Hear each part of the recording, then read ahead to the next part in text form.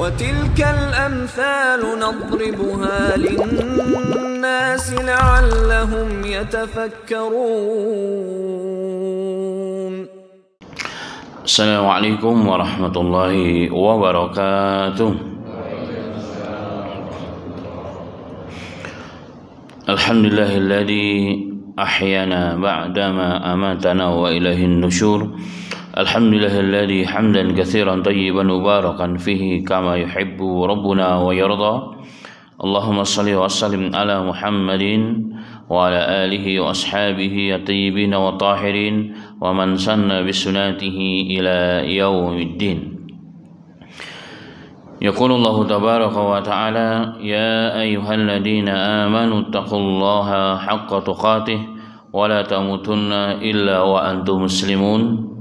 وقال: لقد كان لكم في رسول الله أسوة حسنة لمن كان يرجو الله واليوم الآخر وذكر الله كثيرا. أما بعد. Alhamdulillah, semua alhamdulillah jemaah sekalian, jemaah salat subuh yang dirahmati oleh Allah Subhanahu wa taala. Masjid Al-A'raf Dahlia Loka yang dirahmati oleh Allah Subhanahu wa taala, tentunya hanya taufik hidayah Allah Subhanahu wa taala, inayah Allah Subhanahu wa taala, sehingga kita dapat berkumpul di pagi yang berbahagia ini untuk sama-sama menjalankan satu di antara kewajiban seorang muslim kepada Allah, yakni salat subuh berjamaah, kewajiban kepada agamanya dan kepada Rasulnya, yakni terus menjalankan kewajiban kita, yakni thalabul ilm, menambah ilmu pengetahuan terkait dengan agama kita. Jika bukan karena taufik Allah Subhanahu wa taala, hidayah Allah Subhanahu wa taala, maka niscaya kita tidak akan mungkin berada di tempat yang mulia ini. La haula wala quwwata illa billahil aliyyil azim. Sesungguhnya tidak ada daya dan upaya dari kita seorang manusia kecuali semuanya taufik hidayah dari Allah Subhanahu wa taala. Jangankan kita untuk beribadah, bahkan satu helai daun tidak akan jatuh dari pohonnya kecuali atas kehendak Allah Subhanahu wa taala. Tidak akan bergerak yang bisa bergerak kecuali atas kehendak Allah Subhanahu wa taala. Apalagi kita sebagai seorang manusia yang sedang menjalankan kewajiban dan tugasnya kepada Allah, kepada agama dan kepada nabinya. Tentunya ini semua nikmat karunia Allah Subhanahu wa taala. La in syakartum la azidannakum. Barang siapa yang mensyukuri nikmat Allah, inilah nikmat yang terbesar sesungguhnya.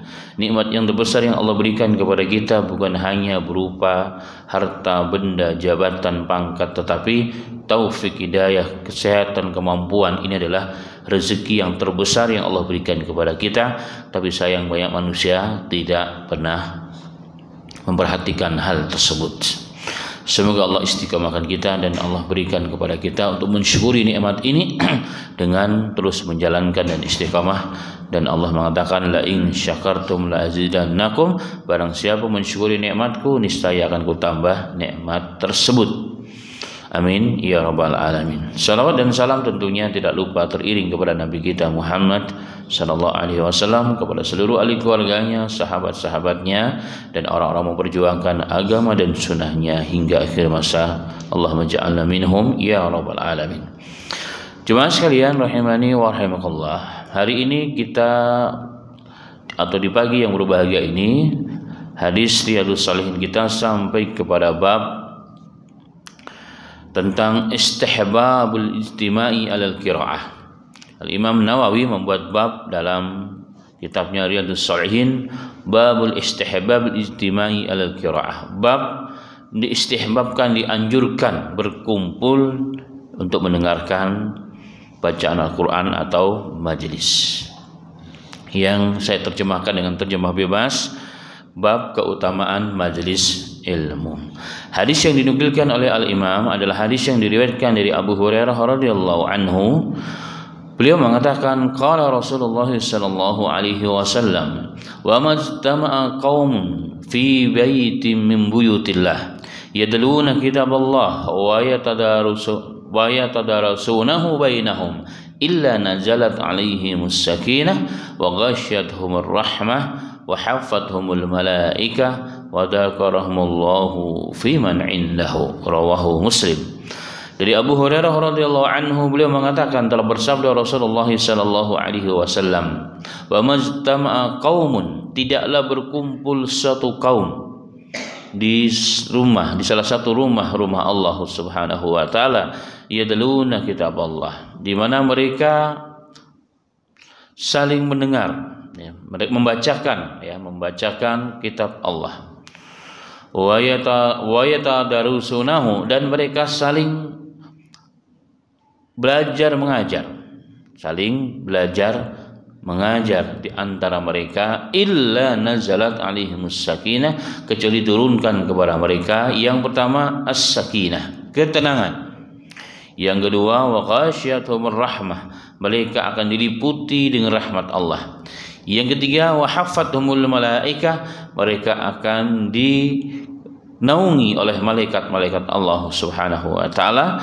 Dan yang keempat, wa dzakarahumullahu, dan mereka akan disebutkan oleh Allah taala nama-nama mereka dan nama orang tua mereka, fi man indahu, di sisinya, ini majlis Allah taala, yakni di hadapan majlisnya para malaikat Allah Subhanahu wa taala.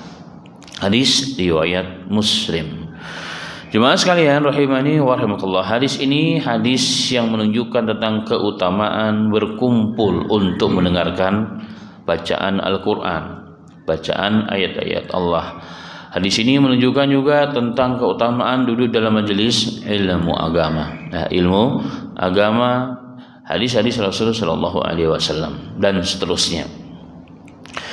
Dan empat keutamaan ini bukanlah terbatas, dan masih banyak sekali keutamaan-keutamaan ketika orang duduk dalam majelis ilmu, duduk dalam majelis Al-Qur'an, ya, duduk dalam majelis Al-Qur'an.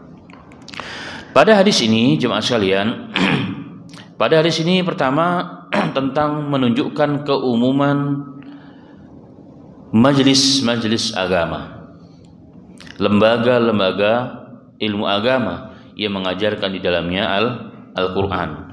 Termasuk di dalamnya juga keutamaan lembaga-lembaga atau pondok-pondok pesantren, madrasah Al-Qur'an, madrasah diniyah yang diajarkan di dalamnya Al-Qur'an, hadis yang diajarkan di dalamnya tentang agama, tentang syariat Islam. Ini semua masuk ke dalam keutamaan tersebut. Dan majelis tersebut bisa majelis kecil ataupun besar. Semakin besar tentunya dan istiqomah pastinya di dalamnya, maka keutamaannya pun semakin besar pula di sisi Allah Subhanahu wa taala. Nah, di antara keutamaan majelis-majelis tersebut jemaah sekalian, maka yang pertama Rasulullah SAW mengatakan, illa nazalat alaihi musakinah, akan diturunkan kepada mereka ketenangan. Jadi orang duduk dalam majelis agama, jika dia ikhlas, konsentrasi, tawajuh, maka akan yang pertama Allah turunkan adalah ketenangan. Dan ini mirip juga dengan kisah dalam hadis yang lain, di mana dikisahkan ada seorang yang sedang membaca surah Al-Kahfi. Di sisi orang tersebut ada seekor kuda yang sedang diikat. Tiba-tiba kuda tersebut lari. Maka pria tersebut pun keluar untuk melihat-lihat apa yang sedang terjadi di sana. Ternyata kuda tersebutlah lari. Maka hal tersebut diceritakan kepada Rasulullah sallallahu alaihi wasallam, dan Nabi Muhammad sallallahu alaihi wasallam mengatakan, tilkas sakinatu tanazzalat bil Qur'an. Itulah sesungguhnya ketenangan yang diturunkan oleh Allah kepada orang tersebut dan dilihat oleh makhluk Allah, oleh kuda. Jadi sakinah itu betul-betul nampak turun dari atas kepada orang tersebut atau ke rumah orang yang sedang membaca surat Al-Kahfi tersebut. Dan ini jemaah sekalian keutamaan yang sangat agung, di mana ketenangan ini lebih kepada konsentrasinya adalah kepada kejiwaan. Orang kalau jiwanya tidak tenang jemaah sekalian, mau sekaya apapun, mau bagaimanapun kedudukannya, maka dia tidak akan pernah merasakan nikmatnya hidup. Harta yang berlimpah tidak bisa dia nikmati. Rumah yang mewah, yang megah tidak bisa dirasakan. Kenapa? Karena hatinya kosong dari ketenangan, dari sakinah. Dan sakinah ini yang kemudian hari ini dicari oleh banyak manusia. Ya, airport internasional penuh dengan orang-orang yang hilir mudik ke sana kemari mencari apa? Melancong sana kemari untuk berjalan ke sana kemari, ya kan. Ada yang nanti turun gunung, naik gunung, bahkan sampai menyelam di dalam dasar lautan untuk mencari apa? Mencari sesuatu yang menjadi impian dia, ketenangan hidup. Masya Allah. Dan Allah Subhanahu wa Ta'ala telah memberikan rahmat dan hidayahnya dan hadiahnya kepada umat Islam, ya, bahwa menghadiri majelis Al-Quran, membaca Al-Quran itu mendatangkan ketenangan. Dengan mengingat Allah Subhanahu wa Ta'ala mendatangkan ketenangan dalam diri mereka. Ala bi dzikrillahi tatmainnul qulub. Ketahuilah bahwa dengan mengingat Allah Subhanahu wa Ta'ala, apalagi dalam majelis Allah Subhanahu wa Ta'ala, maka akan datang ketenangan hati. Ini yang hidup. Maka jemaah sekalian, menghadiri majelis agama, menghadiri majelis Al-Quran itu mendatangkan ketenangan orang. Maka semakin orang menjauhkan diri daripada majelis-majelis seperti itu, maka menjadi salah satu sebab hilangnya ketenangan dalam diri seseorang. Orang kalau sudah tenang, jemaah sekalian, gelisah. Kalau sudah gelisah, maka muncullah berbagai macam masalah. Masalah secara fisik, masalah secara kesehatan, dan seterusnya. Bahkan dalam banyak riset, penyakit-penyakit lahiriah itu pun muncul, disumbangkan 70% dari apa? Hati yang gelisah, pikiran yang tidak tenang. Itu muncul berbagai macam penyakit. Ya, muncul berbagai macam penyakit. Contoh yang gampang, orang kalau stres itu gulanya naik, apalagi yang punya bibit gula darah. Orang kalau stres maka tensi darahnya pun akan naik. Dan itu semuanya ya bisa dimudahkan oleh Allah, dinetralisir dengan apa? Dengan kita menegakkan diri kita kepada Allah Subhanahu wa Ta'ala. Maka ini merupakan rahmat Allah Subhanahu wa Ta'ala kepada kita semua, di mana Allah berikan dalam diri kita ini kemampuan dan kemudahan untuk menjadi apa? Orang-orang yang meraih keutamaan tersebut, sakinah. Yang berikutnya jemaah sekalian, Nabi Muhammad sallallahu alaihi wasallam mengatakan, di antara keutamaan majelis agama, majelis Quran adalah wa ghasyiyatuhumur rahmah. Mereka akan diliputi oleh rahmat Allah Subhanahu wa Ta'ala. Ini mirip dengan firman Allah, inna rahmatallahi qaribun minal muhsinin. Sesungguhnya rahmat Allah itu memang dekat dengan orang-orang yang muhsin, orang-orang yang baik, orang-orang yang baik. Dan ini janji Nabi kita Muhammad sallallahu alaihi wasallam. Dalam riwayat Salman Al-Farisi radhiyallahu anhu, ketika ada orang yang sedang berzikir kepada Allah Subhanahu wa Ta'ala dalam majelis zikir, Nabi Muhammad sallallahu alaihi wasallam tiba-tiba melewati majelis tersebut, maka beliau pun mengatakan, "Ma kuntum taqulun?" Sedang kalian sedang ngapain di sini? Maka ternyata orang tersebut sedang berzikir, hadir dalam majelis, begitulah maksudnya. Maka Rasulullah SAW mengatakan, fa ini ra'aitu rahmata tanzilu alaikum. Aku melihat rahmat, kata Rasulullah, turun ke atas kalian. Jadi dinampakkan rahmat itu di hadapan Nabi Muhammad sallallahu alaihi wasallam. Rahmat turun ya kepada kalian atau ke atas kalian. Fa ahbabtu an usyarikakum fiha, dan aku ingin aku bergabung dengan kalian, mendapatkan rahmat tersebut dari Allah Subhanahu wa Ta'ala. Hadis ini sahih yang diriwayatkan oleh Imam Al-Hakim dalam kitabnya Mustadrak. Dan ini sekali lagi menunjukkan bahwa rahmat Allah, naungan Allah Subhanahu wa Ta'ala itu memang ada turun. Dan rahmat Allah itu terkadang juga diterjemahkan dengan lindungan dari Allah. Lindungan dari Allah, taufik dari Allah Subhanahu wa Ta'ala, pengampunan dari Allah Subhanahu wa Ta'ala, yang nanti mungkin akan kita singgung bagaimana contoh dan faktanya. Yang berikutnya adalah kata Nabi Muhammad SAW, wa hafathumul malaikah, mereka akan diliputi oleh malaikat Allah Subhanahu wa Ta'ala. Dalam hadis yang cukup panjang, Nabi Muhammad SAW pernah mengatakan bahwa Allah Subhanahu wa Ta'ala itu punya makhluk sayyaratun minal malaikah, makhluk yang khusus dari kalangan malaikat yang bertugas untuk mencari majelis ilmu agama. Ketika ada majelis di suatu tempat, di salah satu tempat di muka bumi ini, maka malaikat akan datang ke sana. Dan kalau sudah sampai di sana, dalam hadis yang sahih tersebut, maka malaikat tersebut akan saling memanggil teman-teman yang lain. Sehingga yang lain pun akan datang, terus mereka hadir dan bersof-sof sampai langit dunia sana.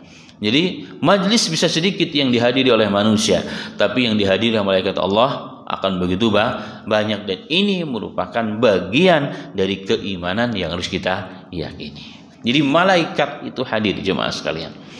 Kalau malaikat itu hadir, jelas makhluk lain akan lari. Makanya rumah kalau dibacakan Al-Quran, dibuat majelis, ya kan? Mungkin sebelum tidur sepekan sekali buat majelis dengan anak-anak, ya, bacakan hadis, tadarusan dan sebagainya. Rahmat itu bercucuran, jemaah sekalian. Kalau rahmat itu bercucuran, otomatis mereka akan lari. Makhluk yang suka mengganggu kita di kalangan jin akan lari. Yang ada ketenangan bercurah-curah ke dalam rumah kita, sakinah, ketenangan. Rumah mungkin sederhana, tapi karena sering dibacakan bersama dengan anak keluarga, maka ketenangan, sakinah, meraih rahmat Allah bercucuran kepada rumah tersebut. Nah, ini adalah bagian dari keimanan kita. Hari ini jemaah sekalian, kita sering, ya, kadang-kadang setiap liburan makan bareng, itu bagian daripada kebaikan. Makan bareng, jalan bareng. Nah, sekali-kali di rumah juga kita buat majelis bareng. Sepekan sekali, sebulan sekali, ya.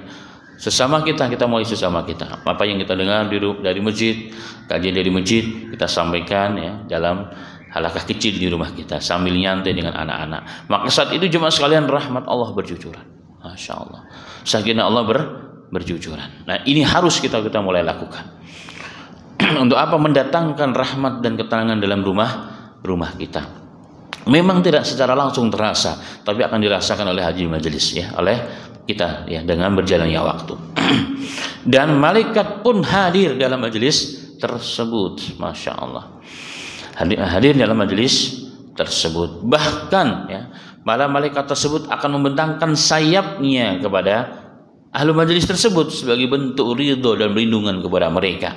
Sebagaimana dalam hadis yang sahih, ya, tentang keutamaan mencari ilmu agama. Wa innal malaikata la tadau ajnihatiha ridhan li talibil ilm. Bahkan malaikat Allah itu akan membentangkan sayap-sayap mereka, ya, sebagai bentuk apa? Sebagai bentuk ridho dengan apa yang sedang dilakukan oleh manusia tersebut. Dan ini merupakan karunia yang sangat besar dari Allah dan sesuatu yang wajib untuk kita imani, Ada sebagian ulama, termasuk Al-Imam Mula Al-Qari, beliau pernah mengatakan, ulama hadis dari kalangan Hanafiyah, yang dimaksud dengan hafathumul malaikah, bahwa mereka dikerumuni atau dilingkupi oleh para malaikat. Yang dimaksud adalah, maknanya adalah ma'unah wa taisiru ma'unati bisai fi talabihi. Yang dimaksud adalah kemudahan, ya, kebersamaan mereka bersama orang tersebut. Jadi dimudahkan oleh Allah dan pelindungan dari mereka, tentunya semua atas izin Allah Subhanahu wa taala. Dan ini wajib untuk kita imani, jemaah sekalian. Makanya kan dalam menuntut ilmu agama, kenapa kita dianjurkan untuk menjaga adab kita, karena mereka hadir dalam majelis tersebut. Sekarang di tempat ini pun menjadi satu akidah bagi kita bahwa mereka hadir bersama kita. Tapi mereka memang dihijab oleh Allah untuk kita lihat. Mereka datang, aku mencari majelis di mana ada masjid, di mana ada Al-Quran, ada halaqah majelis ilmu, mereka akan datang. Yang penting diajarkannya apa yang diajarkan kitab Allah, syariat Allah Subhanahu wa taala, karena Allah, bukan karena yang lainnya. Ada satu kisah nyata disebutkan dalam kitab Rihlatu fi Talabil Hadis. Jadi ada satu kitab, Al-Imam Khatib Al-Baghdadi menulis bagaimana ulama-ulama dahulu, ya, dari zaman sahabat Nabi, semangat ulama-ulama dahulu dalam menuntut ilmu agama. Dan zaman dahulu yang dikatakan ilmu agama itu Quran dan hadis. Ya, ilmu Quran dan hadis, sehingga mereka akan berjalan sampai berkilo-kilo, bahkan sampai berhari-hari, bahkan sampai berbulan-bulan hanya untuk mendapatkan satu hadis. Dan salah satu syarat dalam menuntut ilmu hadis itu, supaya orang itu bisa meriwayatkan rawi dari gurunya, Katakan saya belajar dengan si A, maka saya boleh meriwayatkan, mengatakan saya telah meriwayatkan dari guru saya si fulan. Itu salah satu syaratnya adalah apa? Si murid ini harus datang sebelum syekhnya. Itu kalau dalam salah satu syarat dalam rawi hadis. Nah, dikisahkan di sini dalam kisah ini dari Abu Yahya As-Saji namanya. Abu Yahya As-Saji ditulis juga dinukilkan dalam beberapa kitab yang lain. Beliau mengatakan, kunna namsi fi aziqatil Basrah ila babi ba'dil muhaddisin. Satu ketika kami sedang berjalan, ya, berjalan agak cepat begitu ya. Dengan teman-teman, tentunya dengan para thalabul ilm di zaman dahulu yang pencari ilmu agama pun ulama juga. Kami sedang berjalan ya, berjalan agak cepat di gang-gang wilayah Basrah. Di wilayah Basrah di negara Irak sana. Di zaman itu di sana adalah pusat peradaban Islam, pusat disebut dengan Qubbatul Islam. Di sana sentral para alim ulama Islam di sana, termasuk ulama hadis. Nah, kami berjalan di salah satu gang yang ada di Basrah ke pintu seorang muhaddisin, ya, ke pintu rumah seorang muhaddisin. Kami datang ke rumahnya ingin mendengarkan hadis dari beliau. Wa asra'na al-mashy, dan kami agak sedikit cepat karena jangan sampai sudah mulai majelis kami belum nyampe, nanti nggak boleh meriwayatkan hadis dari beliau. Dan wa ma'ana rajulun majid, ada bersama kami, ya, di samping kami tiba-tiba ada orang yang ikut, ya, seorang majid itu adalah orang yang dikatakan orang yang nggak jelas, ya, orang yang kurang peduli dengan agama sebenarnya. Tiba-tiba dia mengatakan, irfa'u arjulakum an ajnihatil malaika, jangan lari bercepat-cepat wahai jemaah, angkat kaki-kaki kalian, nanti kalian menginjak sayap-sayap malaikat, akan mematahkan, tuksiru, kalian akan mematahkan sayap-sayap malaikat.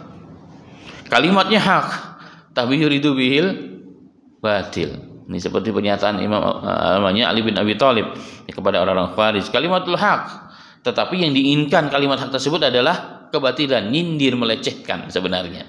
Dan Allah Maha tahu.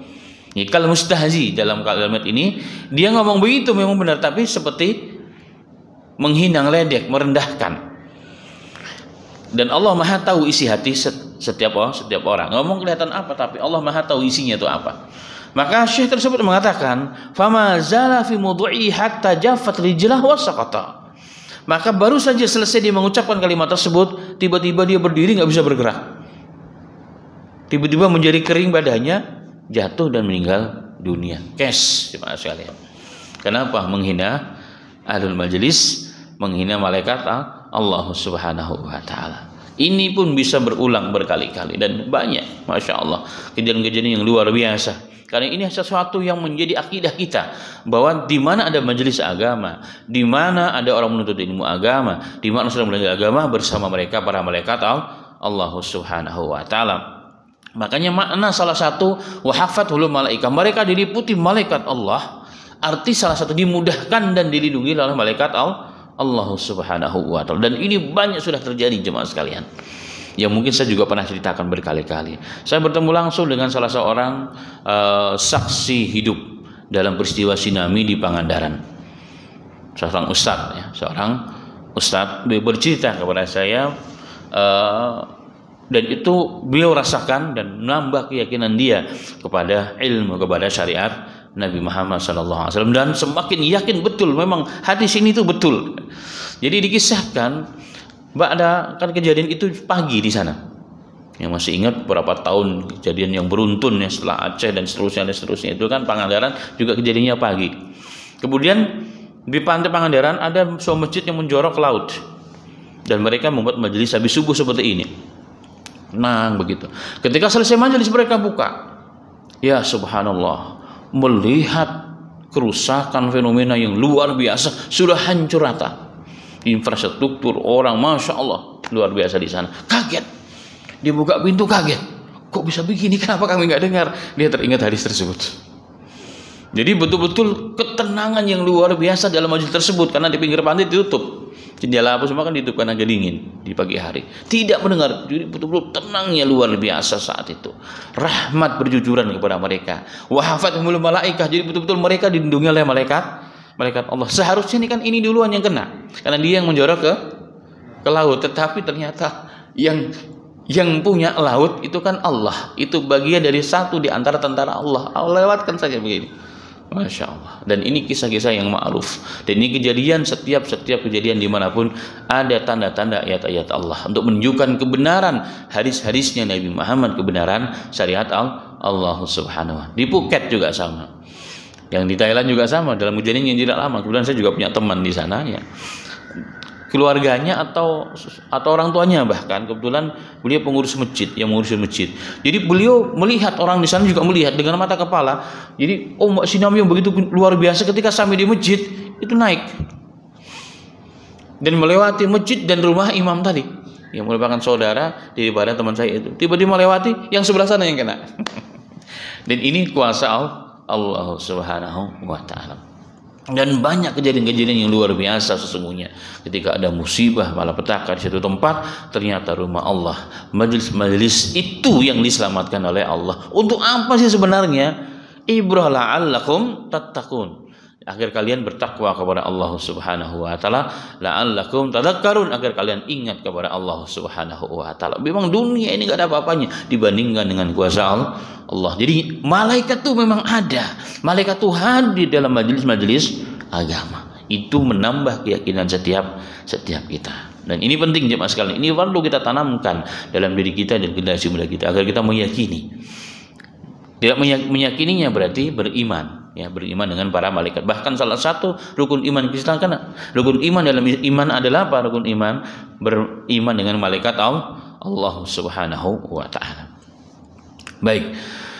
Jemaah sekalian rahimani wa rahimakumullah. Kemudian di antara keutamaan yang berikutnya adalah nama kita dan nama kedua orang tua kita disebut-sebut oleh Allah dalam majelisnya Allah. Apa majelisnya Allah itu? Majelis ahlus sama ahlul langit. Itu di hadapan para malaikatnya Allah Subhanahu wa taala. Wa dzakarahumullahu fiman indahu, dan nama kita dan nama orang tua kita disebut oleh Allah di sisinya di hadapan malaikat Allah Subhanahu wa taala. Si fulan bin fulan wa Allah. Kenapa Allah begitu senang dan begitu cinta dengan orang-orang yang hadir dalam majelis agama? Jika kita teringat pada surah Al-Baqarah ayat 30, ketika Allah berkisah, wa id qala rabbuka lil malaikati inni ja'ilun fil ardi khalifah. Ingatlah tatkala Allah berfirman kepada malaikat Allah bahwa aku ingin menjadikan di muka bumi seorang khalifah manusia. Apa kata mereka? Qalu ataj'alu fiha man yusidu fiha wa yasfiku dima. Ya Allah, kau ingin ciptakan makhluk yang akan merusak bumi dan akan saling menumpahkan darah. Itu kata para malaikat. Apa kata Allah? Qala inni a'lamu ma la ta'lamun. Aku tahu ya malaikat yang kalian tidak tahu.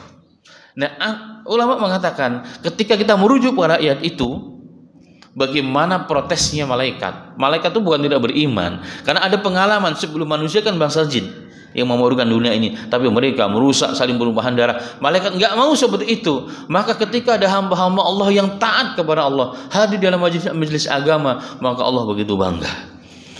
Allah menyebut nama kita, si fulan, ya, si fulan bin fulan hadir dalam majelis ini, si fulan bin fulan hadir dalam majelis ini. Ini merupakan kebanggaan Allah kepada makhluk yang bernama manusia. Masih banyak orang yang baik, masih banyak orang yang taat kepada Allah Subhanahu wa taala.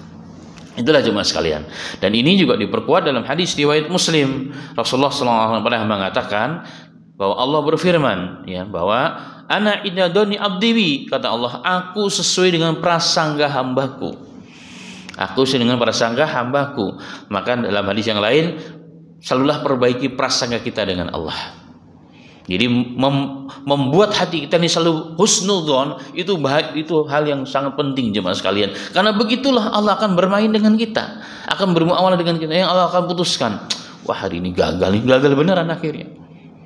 Nah, gagal hari ini benar gara-gara ada keyakinan kalau di kampung-kampung zaman jahiliyah, kalau kita keluar pagi mau kerja tiba-tiba ada ular di depan rumah, wah hari ini hari celaka. Atau tiba-tiba kita nabrak kucing, wah hari ini hari celaka. Maka apa? keyakinan kita seperti itu, apa yang terjadi jemaah sekalian? Ya memang terjadi begitu. Itu namanya tatayur, itu namanya mitos, itu namanya syirik, tidak diperbolehkan. Harus kita hilangkan itu.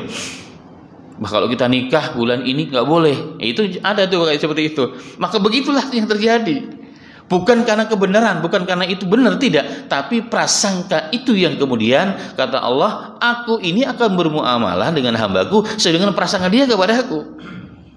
Maka prasangka kita begini, ya begitulah yang akan terjadi. Makanya Rasulullah mengatakan, Allah berfirman, Anna inda doni abdi bi, aku sesuai dengan prasangka hambaku, wa ana ma'ahu idza yadhkuruni, maka aku selalu bersamanya, menyertainya jika dia selalu ingat kepadaku. Wa in dzakarani fi nafsi dzakartuku fi nafsi, jika dia mengingat aku dalam kesendirian, aku pun mengingatnya demikian. Wa in dzakarani fil mala'in, jika dia mengingat aku dalam majlis, maka aku akan mengingatnya. Wa dzakartu fi mala'in khairu minhu, mengingatnya dalam majlis yang lebih baik daripada majlis orang tersebut. Ini majlisnya ahlus sama ahlul langit.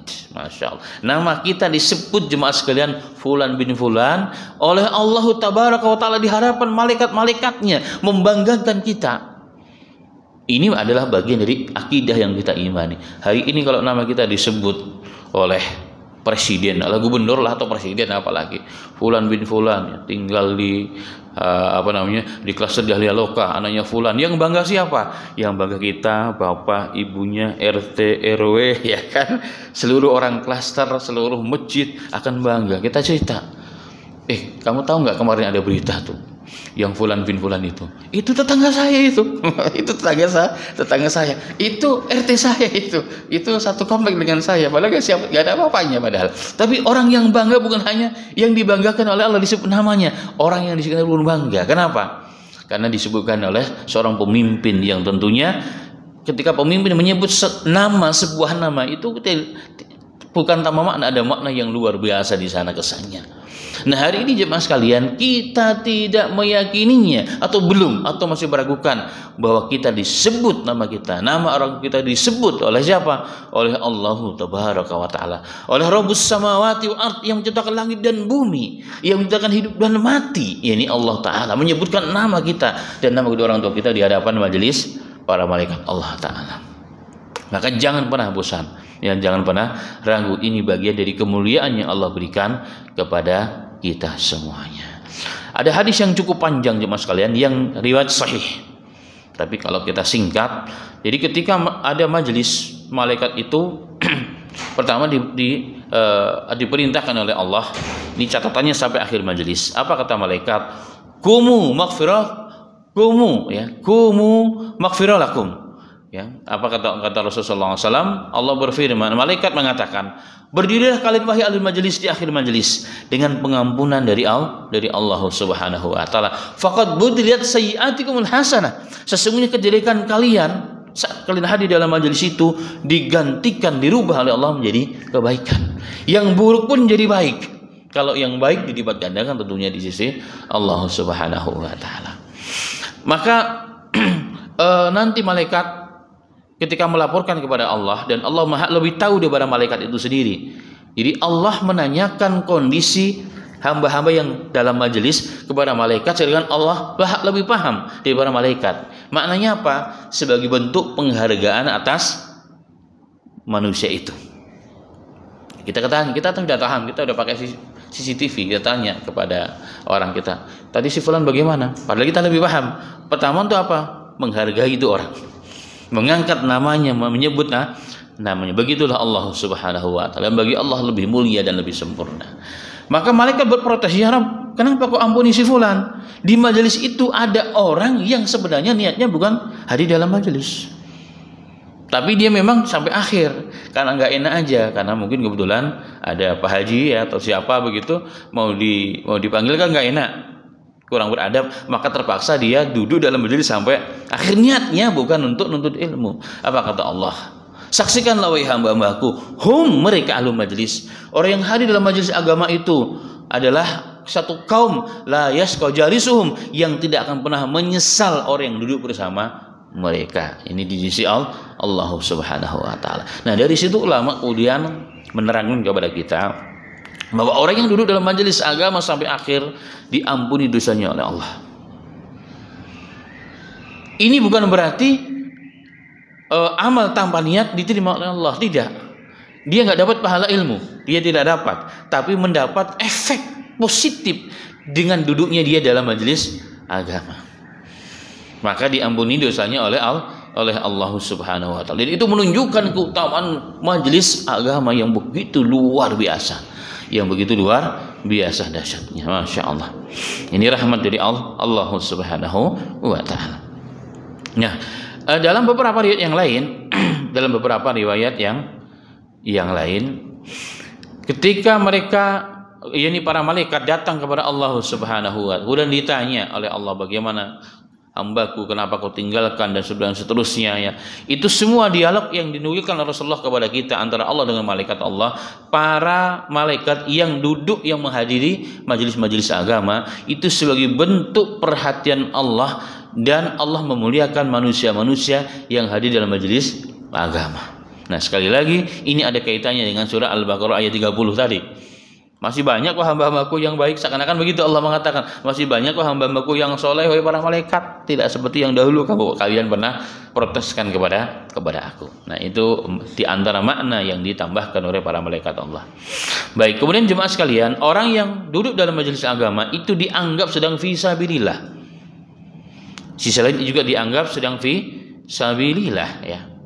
Dalam hadis yang lain, barang siapa keluar dari rumahnya untuk menuntut ilmu, niatnya untuk menuntut agama, kita semua hadir dari rumah kita walaupun dekat ke masjid, selain untuk sholat juga untuk majelis agama, maka kita sedang fi sabilillah. Sampai ke rumah lagi nanti, sampai fi sabilillah. Maka keutamaan orang yang sedang fi sabilillah, maka kita dapatkan juga ya, sebagaimana janji-janji Rasul sallallahu alaihi wasallam. Kemudian ada hadis yang lain juga Rasulullah pernah mengatakan, man dakhala masjidana hadza liyata'allama khaira ayu'allimu khair. Barang siapa yang masuk ke dalam masjid kami ingin belajar atau ingin mengajarkan kebaikan, masuk ke dalam masjid. Apa kata Rasulullah? Kana kal mujahidi fi sabilillah. Maka dia seperti orang sedang berjihad di jalan Allah. Wa man dakhala li ghairihi kana dzalika kana dir ila man laisa lahu.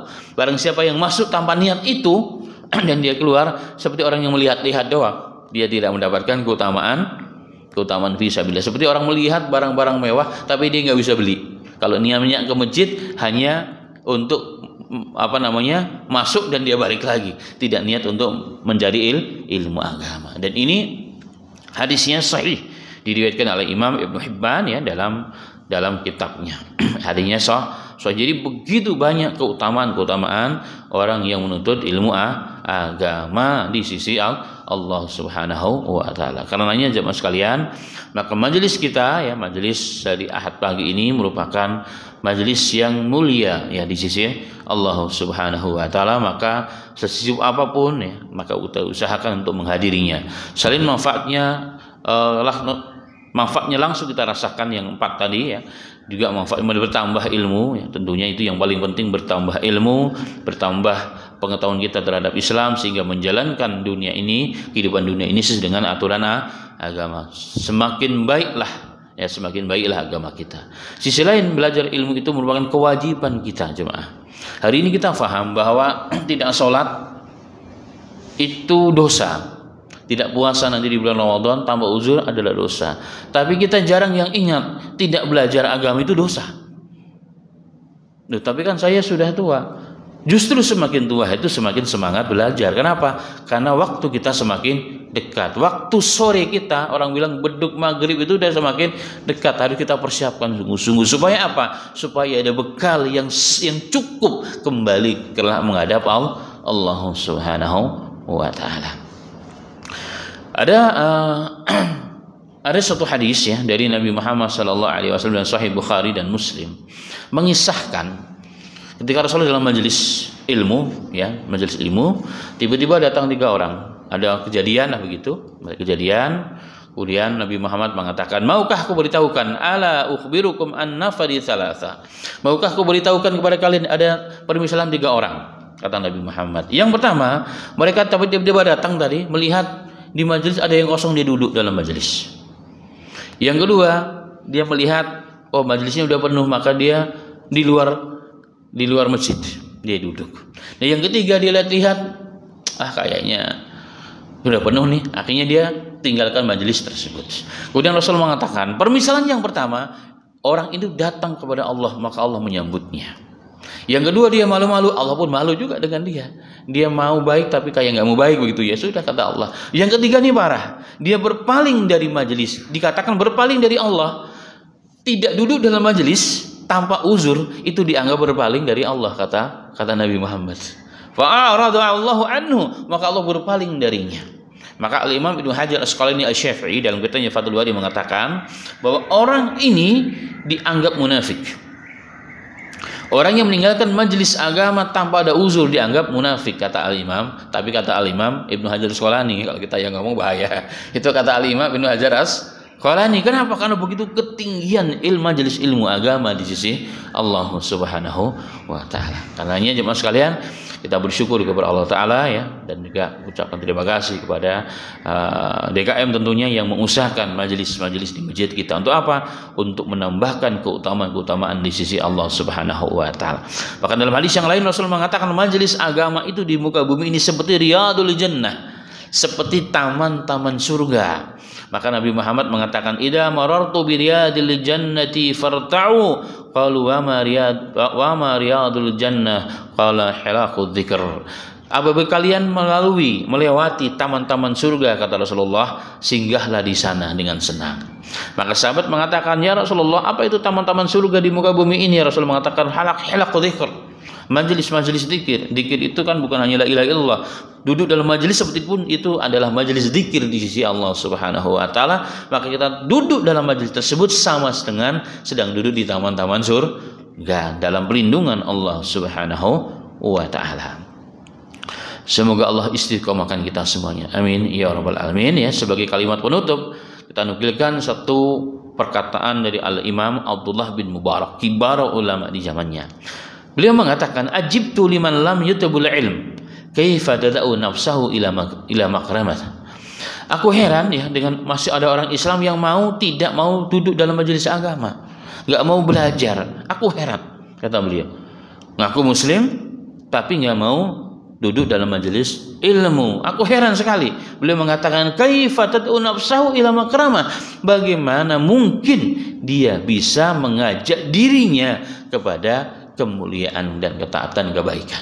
Jadi duduk dalam majelis agama merupakan pintu kebalikan dalam Islam menuju segala kemuliaan dan kebaikan, menuju surganya Allah, menuju Allah Subhanahu wa ta'ala. Itulah satu di antara kemuliaan, dan sisi lain itu merupakan kewajiban setiap kita.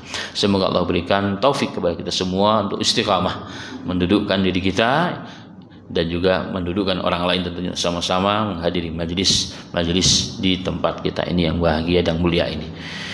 Dan semoga apa yang kita sampaikan menambah semangat, motivasi untuk istiqomah sebagai bekal kita kelak menghadap Allah Subhanahu wa taala. Amin.